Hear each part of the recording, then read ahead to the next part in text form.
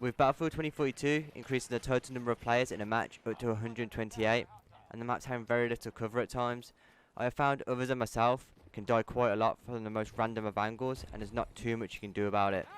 However, I have some tips for you that I use to reduce the amount of deaths I have per game. This first tip is something I wish I knew about when I first started playing Battlefield, and that's using the minimap.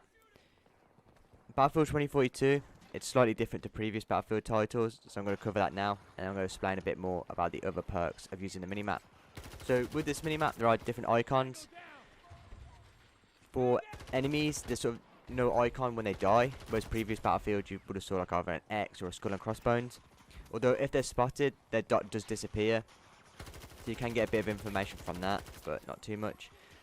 When teammates die, it's a blue X, although if you're playing a support class, they'll show like a blue revive symbol. It's on screen now.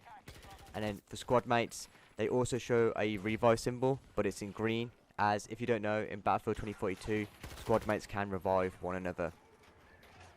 Going on to the sort of minimap as a whole, obviously you'll see sort of that small shrunk down version that's sort of in your area of play. This can be expanded. I believe on PC it's the letter N, and it allows you to zoom out and get sort of an overhead of your area. I think the set distances are like 75 meters, 100 meters and 150 meters. Don't quote me on that, but that can be changed within the settings. There is also the extended map, which gives you a whole overview of the battlefield from your spawn to the enemy spawn, everything in between. Whether they're spotted on the other side of the map, you can see the whole battlefield being played out in front of you. This is really crucial, and I use this map a lot, as you can get a really good overview of what's going on. You know, you can sort of see where all your team is sort of congregating and where the enemy team is congregating, and then you can sort of look for gaps in play to allow you to flank, or areas to watch out for where enemies could also be looking to flank. You know, in this game you don't always want to follow your team. You want to sort of stick to the outer edges and not get caught in that meat grinder effect. Moving on from this, we've got moving around the map. So these two kind of link together, using the map, moving around the map. When moving around the map, you want to move from cover to cover, because if you're engaged, you don't want to be like out in an open space. If you see my gameplay, you kind of see that I try to at least move from some sort of cover, you know, to at least that way then if I get into a gunfight, I've sort of got that upper hand, as you know, most of my body is concealed, therefore making it harder for the enemy to shoot me. So you know, there are ways you can create your own cover. As like I said, you've probably seen some of the maps don't have the best of cover. You know, there's sometimes when you run for an open field and there's no cover around you. So you can create your own cover using smoke, if like with the smoke grenades.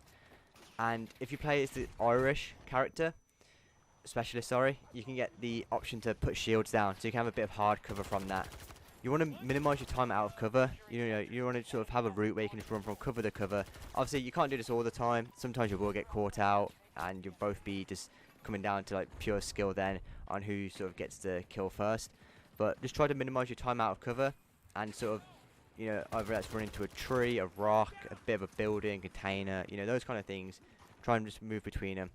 There's different types of cover that I call it. You got hard cover, but bullets can't really penetrate it. So that's like walls, buildings, rocks. Obviously explosives can, but like general sort of gunfire can't. And then you got soft cover such as like smoke, bushes, you know, any fences, that kind of thing where bullets can go through. Obviously you want to try and get in more hard cover than soft cover, but sometimes, you know, soft cover is the only thing around, and you can just use it to conceal your body and get the drop on enemies. Now I've just briefly touched upon this and the point before, but this is exposing your body.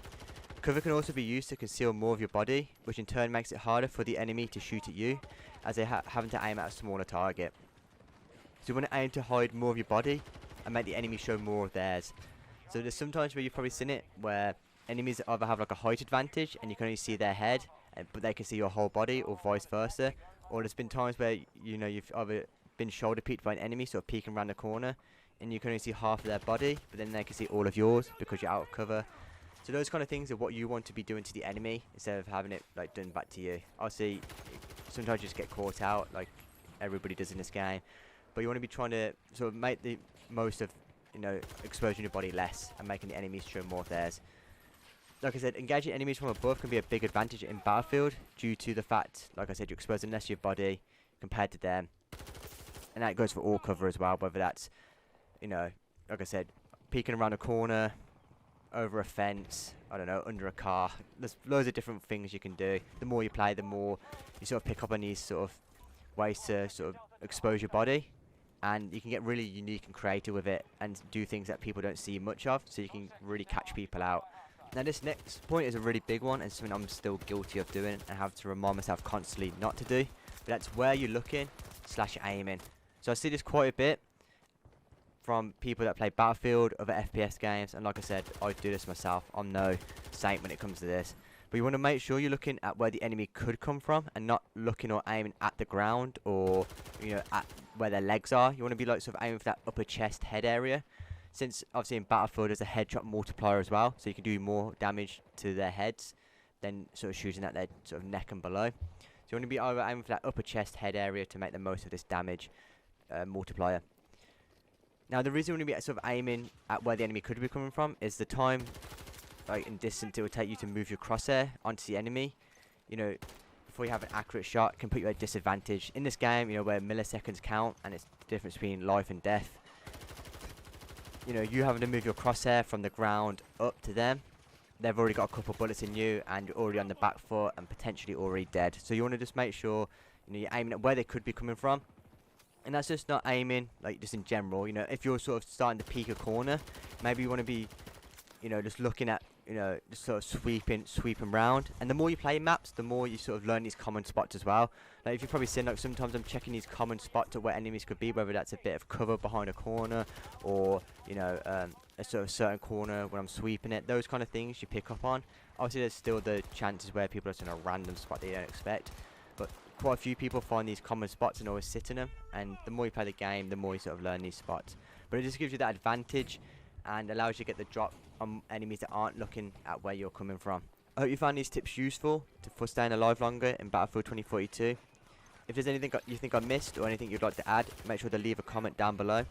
If you're new to Battlefield 2042, you might want to check out this full new player's guide. It covers everything about this game to get you up to speed and ready to join the battlefield. If you enjoyed this video, make sure to leave a like. Want to see more content like this, as well as weapon breakdowns, class guides, specialist guides, everything in between. Make sure to subscribe, and yeah, until the next one, have a good day.